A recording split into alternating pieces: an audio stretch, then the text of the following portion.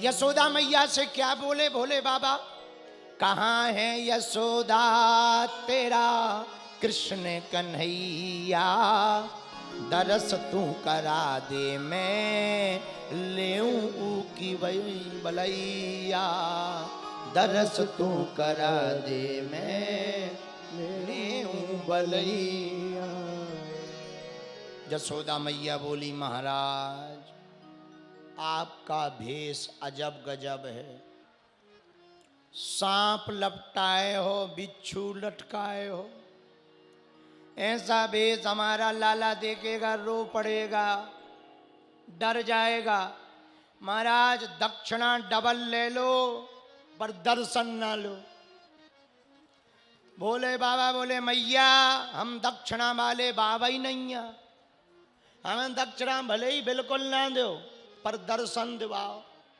मैया बोली, महाराज चाहे जो हो जाए हम अपने लाला के दर्शन तो ना कराएंगे, तुम्हारे भेष को देखकर डर लग रहा। तो भोले बाबा बोले, मैया चाहे जो हो जाए हम दर्शन करके जाएंगे। तो मैया बोली, चाहे जो हो जाए तो हो जाए, हम ना कराएंगे। भोले बाबा बोले, सुन मैया, संत हट नहीं जानती कितनी खतरनाक होती है, महात्मा हटी होता है। सोई जसोदा बोली, बा महाराज त्रिया हट भी तो पतो हुई है कितनी खतरनाक होती है। भोले बाबा बोले, मैया हम यहीं पे समाधि लगा लेंगे। यशोदा मैया बोली, उससे क्या होगा? बोले, आज नहीं तो कल। भोले बाबा बोले, आज नहीं तो कल तुम्हारा लाला बड़ा होगा, बाहर तो निकलेगा, खेलने तो आएगा, तब दर्शन कर लेंगे, पर यहीं बैठेंगे। यशोदा मैया बोली, सुनो महाराज, ऐसो एक दरवाजो नहीं है, 999 दरवाजे हैं, हम ये दरवाजे को बंद ही कर दें, पूरी जिंदगी ना निकाले। हाँ, बैठे रहो समाधि। ठाकुर जी की मैया की बात सुन के भोले बाबा समझ गए, जा वाली मैया तो भैया तेज है, दर्शन नहीं होना। सोई गोकुल में एक पेड़ के नीचे बैठ गई। पेड़ के नीचे बैठे उसी समय भगवान ने लीला की। क्या लीला की? भगवान रोने लगे। मैया ने सोचा ऐसे ही रो रहा, हाथ में, अरे लाला चुप है जा, अरे लाला काहे गो चुप है जा। और ज्यों मैया चुप कराए सोई भगवान अपनो वॉल्यूम बढ़ा दें और जोर से रोने लगे। अब मैया बड़ी परेशान, पूरे महल में घुमा लिया, पर ठाकुर जी चुप होने का नाम ही नहीं लेवे, खूब रोवे। इतने में एक बूढ़ी गोपी आ गई, बूढ़ी माता जी। का होगा मैया, लाला काहे को रो रहो? का बताऊं, जब से वो बाबा गौ है तब से चुप ही नहीं हो रहा। बूढ़ी गोपी बोली, हमें लगा तो कोई जादू टोना कर गो। किसने किया? अब बोले, जे तुम जानो, और जिसने किया वही ठीक कर सकता है। तुरंत एक गोपी को भेजा, जाओ वो महात्मा जाओ हो पकड़ के लेके आओ। भोले बाबा तो पेड़ के नीचे बैठे थे, उसी समय गोपी आ गई। महाराज आपकी जय हो, आपको हमारी मैया यशोदा मैया ने बुलाया है। भोले बाबा बोले, हम किसी के घर नहीं जाते, जिनको आना हो यहीं आओ। तो जो चेला था साथ में, कागभुसुंडी जी, हाथ पकड़ के बोले, बाबा हाँ कह दो, उसी घर से बुलौआ आया है जहाँ ठाकुर जी प्रकट भय। हाँ, मौका मत गवाओ, बढ़िया मौका है। ऐसा है? हाँ हाँ हाँ। गोपी गोपी कौन है? यशोदा मैया। महाराज यहाँ के जो नंद हैं उनकी। अच्छा अच्छा, चलो चलो तुम चलो, हम पीछे से आए। अब भोले बाबा आ गए। यशोदा मैया ठाकुर जी को लेकर के रो रही खड़ी थी, ठाकुर जी रो रहे थे। जैसे ही भोले बाबा आए, का होगा मैया, अब काहे को बुलाओ? अरे महाराज आप तो नाराज हो के चले गए, ये देखो जब से आप गए हो तब से हमारा छोरा चुप नहीं हो रहो, रो रहो। भोले बाबा बोले, लाओ हम चुप करा देते हैं। और जैसे ही भोले बाबा के हाथ में ठाकुर जी गए, सोई चुप हो गए। तो यशोदा मैया वो बूढ़ी गोपी आंखन में देख के बोली, हैं जेई बाबा ने जादू टोना करो तो देखो वो चुप होगा। हाँ पकड़ लो पकड़ लो, बहुत बढ़िया बहुत बढ़िया। अब ठाकुर जी देखें बाबा की तरफ, बाबा देखें ठाकुर जी की तरफ। ठाकुर जी बोल तो सकते नहीं, मैया खड़ी है, आंखनी में बात करने लगे। ठाकुर जी बोले कहो बाबा। बोले बाबा भी बोले तुम बताओ क्या है। अरे ठाकुर जी बोले तुम्हारे चक्कर में रोना और पड़ा, और 1 घंटा से रो ही रहे हैं। भोले बाबा बोले क्या बताएं प्रभु, इस बार की मैया थोड़ी खतरनाक है। वो अयोध्या वाली थोड़ा ठीक थी, ये वाली तो थोड़ी तेज है। कोई बात नहीं बाबा। अब देखते ही देखते, भगवान को देखते हुए भोले बाबा की समाधि लगने लगी। ठाकुर जी ने सोचा कहीं समाधि ना लग जाए तो 20,000 के लिए, 20,000 साल के लिए बैठ जाए।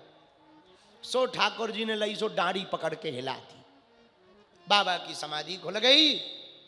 ले मैया तेरो लाला चुप होगा। जय हो महाराज। और महाराज सुनो, जब दर्शन करने हो सो आ जाओ करे, न्यो तो है, ताकि फिर से जादू टोना ना कर दे। हाँ, जब मन करे महाराज, जब मन में इच्छा हो गए सो दर्शन करने आ जाना।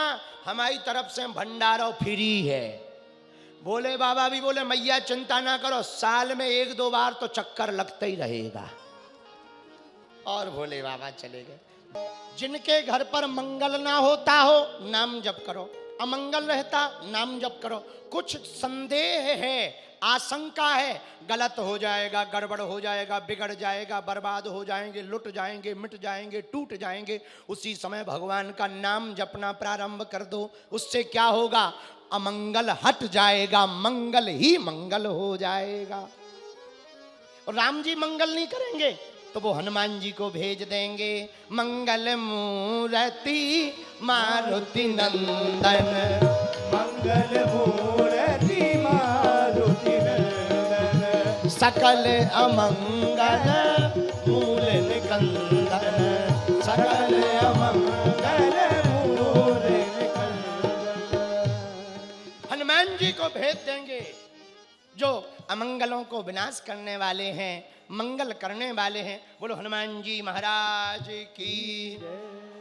इसलिए भैया भगवान के नाम जप का आधार लो। बोलो सीताराम।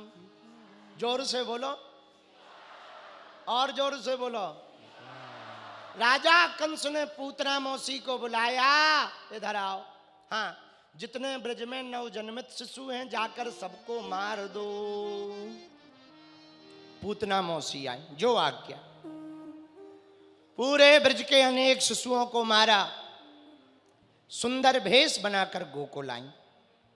भैया पूतना मौसी ने ऐसा भेष बनाया कि लक्ष्मी जी जैसी लग रही, मानो लक्ष्मी जी हो। है नहीं लक्ष्मी जी, पर माया भी है। माया का भेष बनाया तो माया भी है। एक बात हम यहां कहना चाह रहे, जिसकी पैकिंग बढ़िया हो जरूरी नहीं है वो मटेरियल भी बढ़िया हो। हाँ हाँ, बात समझ गए। जिसकी पैकिंग बढ़िया हो जरूरी नहीं है वो मटेरियल भी। इसलिए वो भी चेक। एक बार एक डब्बा ऑनलाइन, बहुत पुरानी बात है, जब हमारे पास सिद्धि नहीं थी तब हमने एक ऑनलाइन डब्बा मंगाया मोबाइल का। उसकी इतनी बढ़िया पैकिंग दी भाई साहब कि ये लगता था कि यही रखे रहे, खोले ना। लेकिन 3500 का मोबाइल मंगवाया, टच वाला, नया नया चला था तब। तो 3500 का मोबाइल मंगाया, बहुत पुरानी बात है। लेकिन जैसे ही खोला ऐसी पैकिंग, डब्बा के अंदर डब्बा, डब्बा के अंदर डब्बा, डब्बा के अंदर डब्बा, फिर टेप, फिर पॉलीथिन, फिर फोम, बाद में साबुन निकला। 3500 में 10 रुपया का साबुन आया। और 3500 में मोबाइल का बना करके जो है साबुन भेज दिया। तो इसलिए जिसकी पैकिंग बढ़िया हो जरूरी नहीं है भीतर भी बढ़िया हो। इसलिए चित्र की पूजा नहीं करनी चाहिए, चरित्र की पूजा करनी चाहिए।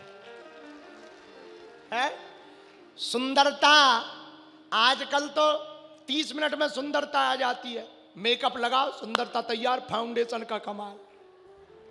आओ आओ आओ, जय बजरंग बली की। आओ, काले आदमी भी गोरे हो जाते हैं, हमें तो ब्यूटी पार्लर वालों के ऊपर इतनी दया आती है कि ऊपर यदि भगवान देख रहा होगा तो ब्यूटी पार्लर वालों को कह रहा होगा, कहां से तुम हो गए, तुम गोरे को काला, काले को गोरा कर देते हो। गजब है भैया, ब्यूटी पार्लर वाले भी गजब ही है, अद्भुत लोग हैं। इसलिए हम प्रार्थना करना चाह रहे, असली असली है, नकली नकली। पूतना मौसी भेष बना के आई, सुंदर इतनी मानो लक्ष्मी जी लग रही हो, पर लक्ष्मी जी है नहीं, है कौन, राक्षसनी, पर भेष सुंदर। इसलिए किसी का रूप देख करके आकर्षित नहीं होना चाहिए, उसका गुण देखना चाहिए कि गुण बढ़िया है या नहीं। बोलो सीताराम, जोर से बोलो। और गुणों की ही पूजा होनी चाहिए, स्वरूप की पूजा नहीं होनी चाहिए, चित्र की पूजा नहीं, चरित्र की पूजा होनी चाहिए। चरित्र की महिमा है तभी तो राम चरित्र कहा जाता है? राम चरित्र क्यों कहा जाता? चरित्र की महिमा है। बोलो सीताराम, जरा जोर से बोलो, और जोर से बोलो।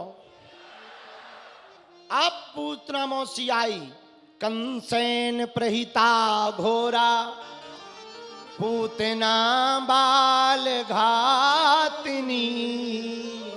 अब आई कंस के द्वारा भेजी हुई पूतना मौसी, गोकुल में आई। नंद बाबा तो थे मथुरा में, जसोदा मैया थी, ठाकुर जी को अभी अभी स्तनपान कराकर कालो कालो टीका लगाकर डिठोला लगाया। डिठोला जानते हो, जो बालक सुंदर होता ना, यहाँ माताएं काजल का चांद बना देती है, नजर ना लग जाए।